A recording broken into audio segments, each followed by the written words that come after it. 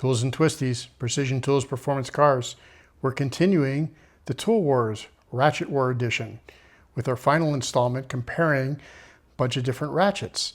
We'll have one more video coming after this with some conclusions, but this is the final batch of 4 ratchets that we're going to look at. If you haven't seen the other editions of this video, make sure you check the links below. Look at the introduction.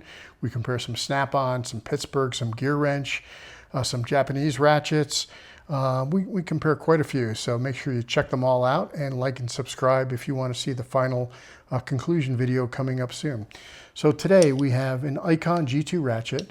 These are the new Icon G2s, really nice ratchets, and a Matco locking flex head. These are the 2 locking flex head ratchets in the comparison, and they're both fairly, similar in function and in size, not similar in price. Matco is about a $195 list price ratchet, and the Icon is about a $70 list price ratchet. And I think Icon also frequently has sales, at least 20% off on a single item. You can usually get them for, and sometimes they do their Icon stuff at 40% off. Haven't seen that on ratchets yet, but I wouldn't be surprised if it comes soon. So we also have 2 swivel head ratchets that we're going to look at today. We have a KTC Japanese made swivel head ratchet. This thing is gorgeous, beautiful. And we have a less expensive Taiwanese Titan version, also of a swivel head. So we'll look at those 2 in a minute. Going back to the Icon, made in Taiwan, it is a locking flex head ratchet. It is easy to operate the locking mechanism. And the backdrag on it is, let you listen to it. Backdrag on it is moderate. It certainly is no coking, but I would say it is above average in backdrag. Very nice. Unlocked, the flex head is actually pretty easy to operate. Ergonomically, it's great. The balance is good. The handle is good. It's really important to me to have a ratchet that feels good in your hand. And sometimes you just pick up a ratchet and it doesn't feel good. It's off balance. It just doesn't, it's not something you want to work with. And I think this Icon is, it's a good ratchet. I don't have a lot negative to say about it. Let's throw on the scale. It is 17 ounces. Just for comparison, the Matco is 15 ounces. So the Matco is a little bit lighter. The Matco is a hard handle. I think they come in comfort grips, but this one's a hard handle. The Matco actually has, I'll let you listen to it. Matco actually has a surprising amount of backdrag. Most expensive ratchet in the group. It doesn't have to be coking levels of backdrag, but I would say, bottom half. Also, the locking flex head mechanism is really, really tough to operate.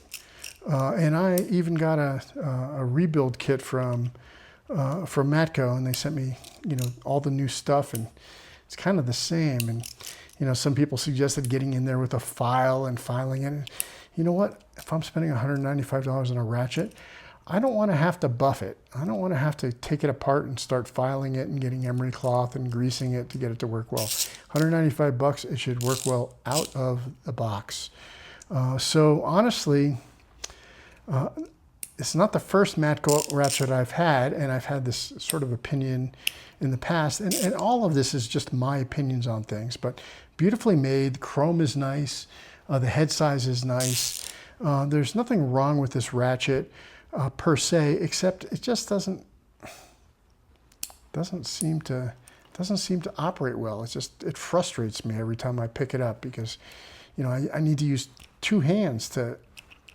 Come on, that's crazy. And compare that to, the $70 Icon. Yeah, no problem.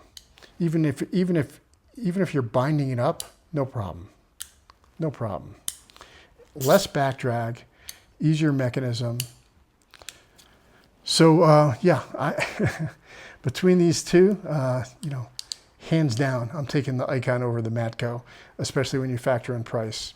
The balance on the Matco is pretty good. Balance on the Icon is pretty good.